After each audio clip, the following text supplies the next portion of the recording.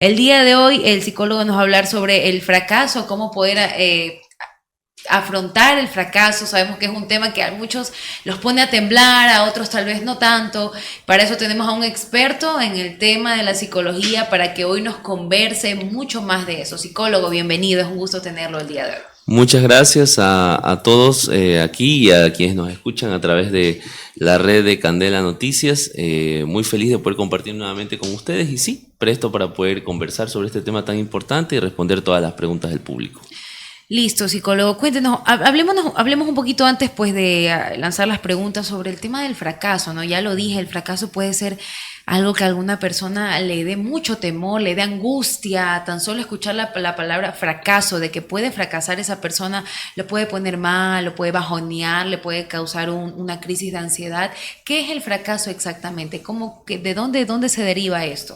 Sí, en primer lugar es importante entender que el fracaso es una percepción subjetiva, ¿no? Si nosotros vamos a la Real Academia de la Lengua, vamos a entender que es básicamente entendido como perder, como no obtener el fin que uno buscaba, no lograr la meta que uno se propuso. Eso es como que la definición más básica.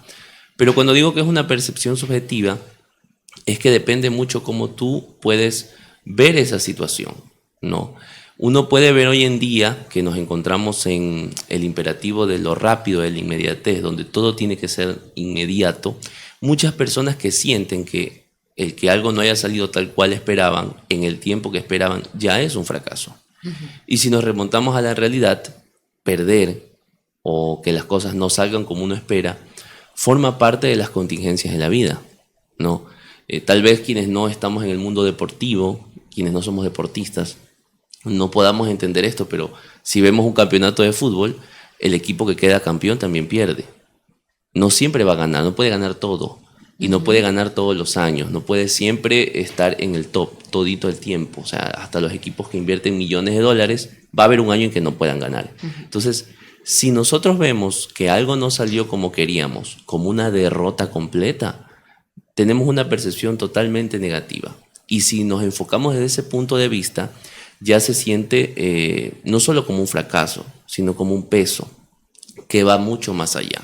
Por ejemplo, personas que al primer o al segundo intento abandonan cosas y cosas importantes, ¿no? A mí me ha tocado escuchar jóvenes que están, por ejemplo, en la universidad en el primer año y dicen, no, lo que pasa es que estoy mal en esta materia. Y como estoy mal en esta materia, es muy probable que me quede a supletorio. Entonces yo para esto no sirvo. Sí, mejor me voto, claro. Pero ¿realmente uno no sirve por una materia? ¿O realmente uno no sirve para una profesión porque en esa asignatura tal vez no obtuvo el 10? Dese cuenta cómo la percepción de la situación es totalmente derrotista, es fatal, es fatalista. Entonces por eso le digo que es cómo yo voy a ver al fracaso. Porque la derrota o la pérdida forma parte del día a día. Es algo que yo tengo que aceptar y que en algún momento me voy a tener que encontrar, ¿no? ¿De qué depende la visión de cómo dar una respuesta a un fracaso? Porque yo puedo, digamos, fracasar en el ámbito de que quería llegar a cierta hora a un lugar y no llegué a tiempo. ¿Hay tipos de fracaso? ¿Hay situaciones que afectan o no? Es fantástica su pregunta, porque ¿de qué depende la percepción subjetiva de ese fracaso o de la dimensión de que esto no lo obtuve? Depende mucho de cómo el sujeto atravesó su infancia, de cómo el sujeto tuvo su proceso de desarrollo. No es igual que, no sé si ustedes han visto Batman, la película de Batman, la de Christopher Nolan.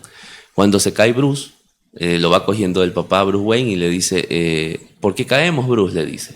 Entonces Bruce llora porque es chiquito y se cayó. Y le dice, para aprender a levantarnos.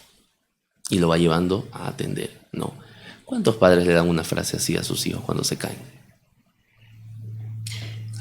No. Lo que generalmente escuchamos, claro. ¿por qué te caíste? Y te pego para que te duela más. Para no que llores. Exacto. Es No un llores, desastre en algunas ocasiones la crianza. Entonces, claro que me va a afectar si no llego a tiempo. Nuestras reacciones en la temporada adulta, todo depende lo que nos pasó en la niñez. Todo lo que nos pasó, todo lo que nosotros respondemos, casi todo, pongámoslo casi todo, porque bueno, hay cosas que también se pueden presentar en la vida adulta que nos pueden cambiar, ¿no? La muerte de un familiar, etc. Pero la mayoría de las cosas que nosotros respondemos en la vida adulta tiene mucha relación con la vida infantil y tiene relación primaria con quienes nos rodean. y generalmente con los padres, hubieran estado o no.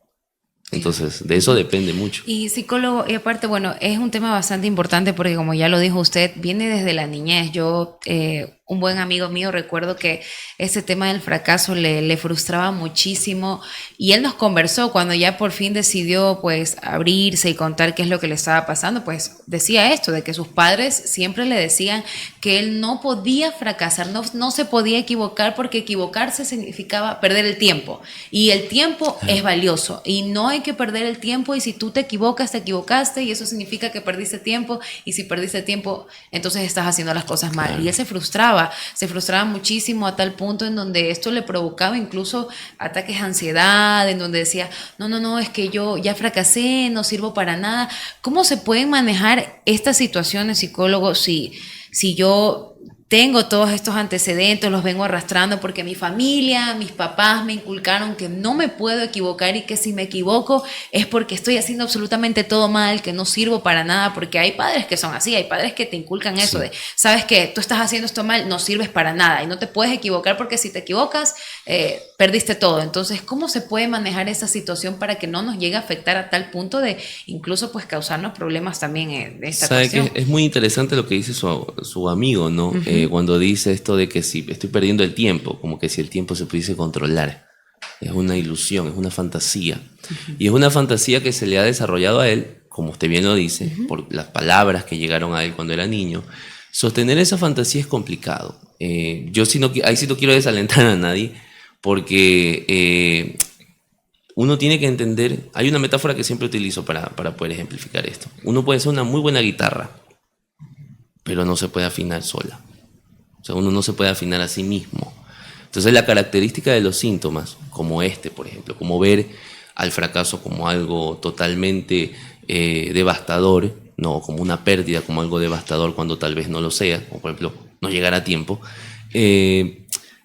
Uno puede leer un libro de autoayuda, uno puede ver un documental, uno puede conversar con el amigo, uno puede ver una película que te motiva mucho y que te ayuda a que esa semana o que esos 15 días la situación cambie. Pero la característica del síntoma es que, o de la característica de lo inconsciente, es que siempre tiende a repetirse y a volver. ¿Por qué? Porque es una cuestión que tiene que ser trabajada mucho más a fondo. Entonces, cuando el paciente tiene la oportunidad, por ejemplo, esta frase que dice su amigo, no, es que estoy perdiendo el tiempo. Usted está con él y le dice, pero no es así, o sea, no lo pierdas. Ya. Claro. Se lo dijo una vez, le generó un efecto. Pero esa sola vez no va a cambiar 32 años. Así es. O 30 años de escuchar la misma frase. Entonces necesita un proceso de terapia donde se va a dar cuenta que esa frase de que no me salgan las cosas es perder el tiempo puede estar anudado a, se lo dijo a la mamá en un momento, es que por tu culpa no pude terminar la carrera. O se lo dijo el papá cuando llegaba ebrio y tenía una pelea con la mamá y le decía, mira cómo las cosas no salen, es por no sé qué. Entonces se va anudando. Y es una, digámoslo así, una rama de cosas. Entonces hay que mover cada cosa, hay que trabajar cada cosa para que pueda tener un sentido distinto. Por eso es importante la terapia. Si usted se encuentra en una situación así, necesita terapia psicológica, porque no lo va a poder mover solo. Y no quiero ser, vuelvo a decir, totalmente absolutista en ese sentido, pero uno lo puede ver con los pacientes. Cuando los pacientes llegan y te dicen, intenté esto, fui donde el brujo, pagué no sé cuánto, hice tanto, ya estoy endeudado con $3,000 y yo soy uno es el último el que va. Entonces, el último, ya listo, bueno, cuénteme, ¿no? Porque hay una historia detrás de eso que tiene que trabajarse antes. ¿Hay fracasos momentáneos o cómo es la situación? Yo le digo porque, a ver, mi papá es una persona en la actualidad que perdió la visión, pero ahorita en un dilema, él funciona en el dilema del estoicismo. Ajá, ¿ya? Sí, claro. Entonces, él intenta ver de la forma más positiva, pero también a veces como que tiene golpes y se los considera como algo traumático. Claro. Entonces, en ese aspecto, ¿cuál es la función normal? O sea, yo me siento fracasado, ¿qué es lo que tengo que ver? Es muy interesante eso, porque por un lado está, yo me pongo un objetivo. No nos olvidemos que el punto del fracaso radica en cómo yo veo eso que me propuse y que no logré, ¿no?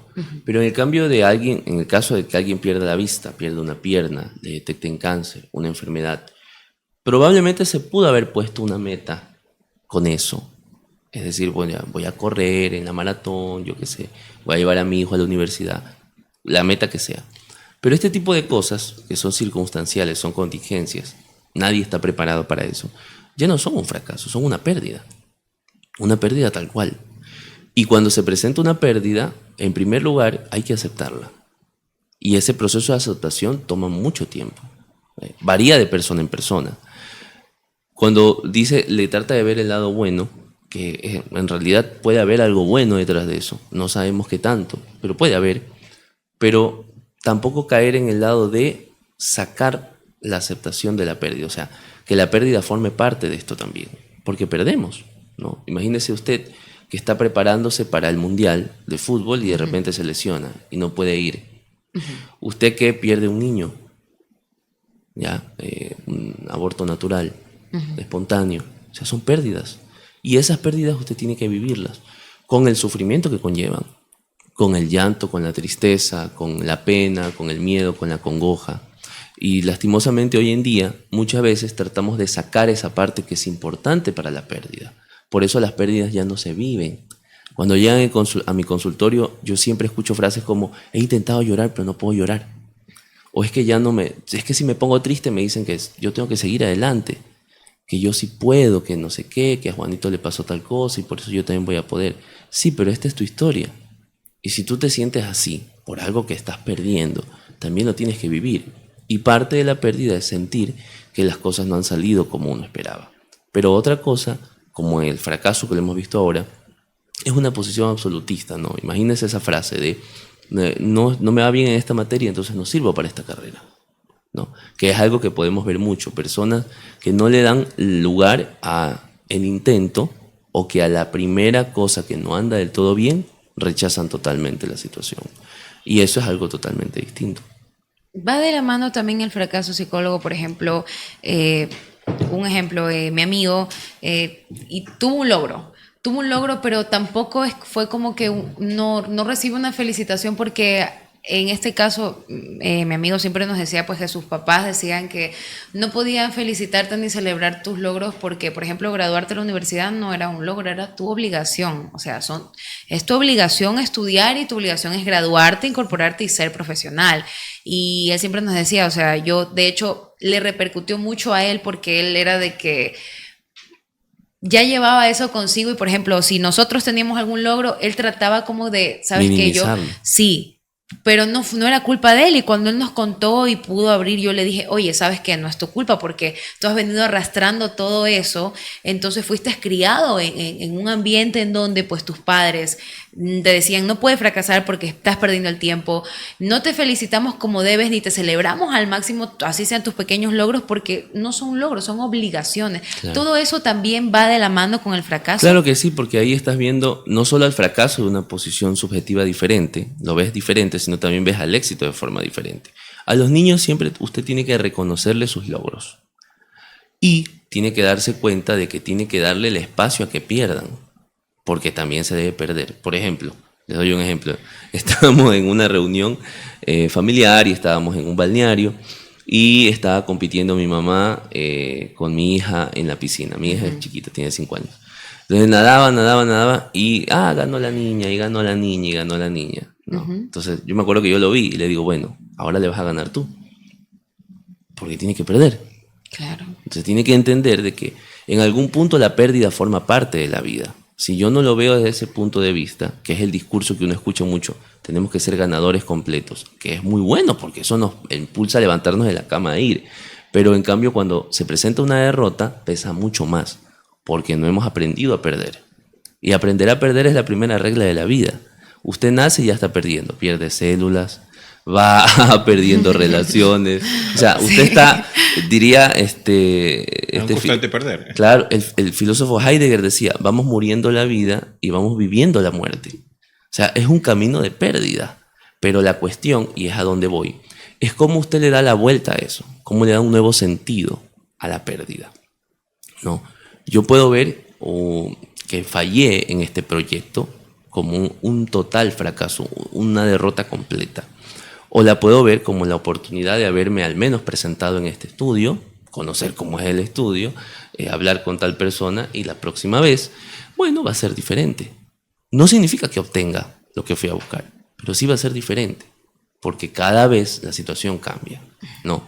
Cuando veía un poco de datos para el programa de hoy, buscaba uno en particular, que lo traje porque cuando lo escuché estos dos temas, me parecieron muy importantes y que son como que los ejemplos que uno puede ver siempre en la televisión y a veces nos olvidamos de que el fracaso forma parte del día a día. Por ejemplo, tenemos el ejemplo de Michael Jordan, que todos lo podemos identificar como el jugador de la NBA, el más famoso de la historia.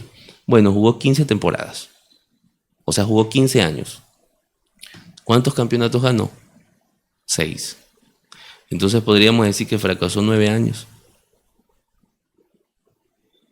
No. Esa es la pregunta. No.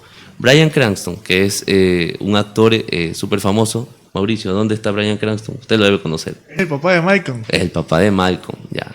Bryan Cranston dice en un video que lo pueden encontrar en las redes sociales que él comenzó en el año 79 como actor, como extra. Y recién obtiene su gran papel en el 2000, cuando tenía 44. Yo escucho jóvenes de 19 años que quieren botarse de la universidad porque tienen 6, 7 u 8 en la materia. Entonces imagínese usted que recién a los 44 años tiene un éxito. Como la que historia tiene, el del de KFC, claro, también, que el señor tuvo éxito ya siendo... Entonces, ¿qué quiero decir Chavo con del esto? Ocho. El Chavo del 8 interpretó al Chavo del 8 casi a los 40 años. Claro. ¿Qué es lo que quiero decir con esto? Que mientras usted se compare con otro, ya tiene perdida la batalla. No se puede comparar, porque la vida es suya, no es de otra persona. Así es. Usted tiene su camino, el tiempo que le va a tomar, los éxitos, los fracasos, los golpes, las pérdidas, son suyas, no las puede repetir. Y si usted se pone en referencia a otra persona, usted va a sufrir. Y va a llevar una vida de sufrimiento porque no va a obtener eso que cree que va a obtener, pero no es así, porque cada sujeto lo vive diferente. ¿Qué es lo que tiene que pensar aquel ciudadano y se imagine que ha fracasado o que siente que ha fracasado? ¿Qué es lo primero que tiene que pensar? Yo creo que lo primero que tiene que pensar es en que no debe castigarse. Ya. Lo que yo escucho mucho es que uno se autorreprocha, pero es que el autorreproche forma parte de nosotros. No se olvide, es que si no comes tal cosa, tal situación, es que si forma parte el lacerarse, el castigarse. Hay gente que deja de ser feliz a propósito, que busca la manera de sufrir para que su mente esté un poco más tranquila. Y como lo cuenta en el consultorio, uno le dice, oiga, pero ¿y eso de qué sirve para usted? No, es que eso me calma. Entonces, yo tuve una situación personal. Verá, cuando yo egresé de la universidad, o sea, yo egresé, pero nunca me gradué. Yo encontré trabajo y como ya ganaba dinero, pero cuando ya me tocó graduarme después de 3 años, yo decidí no postear ninguna foto de mi graduación. O sea, yo lo miré como que, no, o sea, a mí esto no me llena ilusión. Uh-huh. Y simplemente lo limité. Y incluso en ese momento, o sea, bueno, lo lograste tarde. Para mí fue algo que me tornó como, ay, no lo logré bien, entonces un fracaso. Uh-huh. Me parece interesante cuando usted dice lo logré tarde. Por ejemplo, mi papá se graduó a los 50 años y él es recontra feliz. Así es. Entonces, la posición de tarde es suya. Uh-huh. Como que si hubiese un tiempo en el que uno tiene que lograrlo. Esa es una ilusión. Sí, no por funciona supuesto. así. De hecho, mi mamá también se graduó de la universidad a los 37 años y nunca es tarde. Yo recuerdo que mi mami también tenía compañeros de todas, de 17 años, 18, de 60, de 70 años, pero es la ilusión de saber que lo lograste y no importa el tiempo. Claro, para mí es porque así. La visión es personal. Por eso, no estoy diciendo que es su posición, es su fantasía. Uh-huh. Y no tiene nada de malo que usted tenga fantasía. Yo también tengo, como todos, ¿no? Pero ponerle un tiempo a algo nos sirve para orientarnos, pero hay que entender también que no siempre funciona como uno espera, pero hay contingencia. Mañana a uno le detectan cáncer y ahí qué hago. No es que yo a los 32 tenía que estar en mi yate. No funciona así la vida. La vida es totalmente diferente. Eso no lo puede ver en las películas. Ponerse a criticarse, autorreprocharse, me parece que es uno de los principales errores. Y lo segundo es no hacer la otra parte, que uno le vea todas las entrevistas de las personas cuando le dicen, bueno, ahora que no obtuviste esto, ¿qué? No, sí, hay que sentarnos con el entrenador y repasar y ver qué es lo que fallamos para mejorar. Bueno, esa segunda parte, aunque no lo crean, mucha gente no lo hace. Ni se pregunta, porque como duele, no se quiere preguntar sobre eso. Y eso, por ejemplo, lo podemos ver en las rupturas amorosas, en un divorcio, que para mucha gente un divorcio es un fracaso, que es una idea totalmente fuera de lugar, lamentablemente, para muchos es una realidad y no debería ser así. Pero dejamos de preguntarnos, bueno, ¿y qué pasó? Porque no queremos vivir ese momento de insatisfacción, pero es importante preguntarse qué pasó también, pero en un lugar. No es diferente que usted se lo pregunte a las 2 de la mañana con sus amigos, con toda la java de cerveza ahí, a que se lo pregunte en el consultorio y yo le pueda, o el terapeuta que haya, se lo pueda señalar cuándo darle más cabida a esa idea y cuándo no. Hay ideas que pueden torturarnos a las 2 de la mañana o a las 3 de la mañana. Entonces hay que ver qué idea se puede trabajar. Y entre esas, qué se puede aprender de la situación. Así es, psicólogo. Eso es muy importante. Es muy interesante todo lo que nos comenta el día de hoy. Creo que alguno de nuestros oyentes alguna vez sintió que porque tuvo un fracaso, no le salió el negocio como quería, no pudo tener el cupo para la carrera, que yo de hecho cuando entré a la universidad y quise estudiar comunicación y psicología clínica, a mí me gustaba mucho la psicología, no me salió el cupo, yo me sentía muy mal, y bueno, pues mi mamá siempre estuvo ahí diciéndome, hey, nunca es tarde, puedes hoy estudiar comunicación y después puedes estudiar psicología, eso no te puede impedir absolutamente nada. Entonces es importante que el público que nos está escuchando, nos está viendo el día de hoy, sepa que no perdemos el tiempo, que tal vez a los 30 no vamos a estar en Miami, que en un yate o viajando en un avión, tal vez podemos estar haciendo algo, pero es parte de la vida y eso no quiere decir que seamos mediocres, que no hayamos cumplido, que estamos haciendo las cosas mal. La vida va de paso a paso, uno tiene bastante tiempo para poder hacer las cosas. Psicólogo, le agradecemos mucho. Unas últimas palabras. Mauricio, ¿quiere decir algo tal vez? Sí, o sea, yo agradecerle a Josías por estar aquí una semana más. Él es uno de los invitados recurrentes. Bueno, Daniel, Carolina y yo hoy arrancamos la nueva temporada de Candela Noticias. Fantástico. Y bueno, y de una vez comprometerlo que cada semana esté por acá dándonos algunas recomendaciones y hablando de todos estos temas que son muy interesantes, psicólogo. Así es, así que yo les acepto la invitación, que aquí voy a estar muy contento. Y para quienes quieran alguna consulta psicológica, pueden entrar a mis redes sociales, @JosíasTenesaca-Torres, en Instagram y en Facebook. Me pueden escribir por ahí o al 099-17-41-639 por WhatsApp para brindarles un proceso de atención psicológica. Candela Noticias.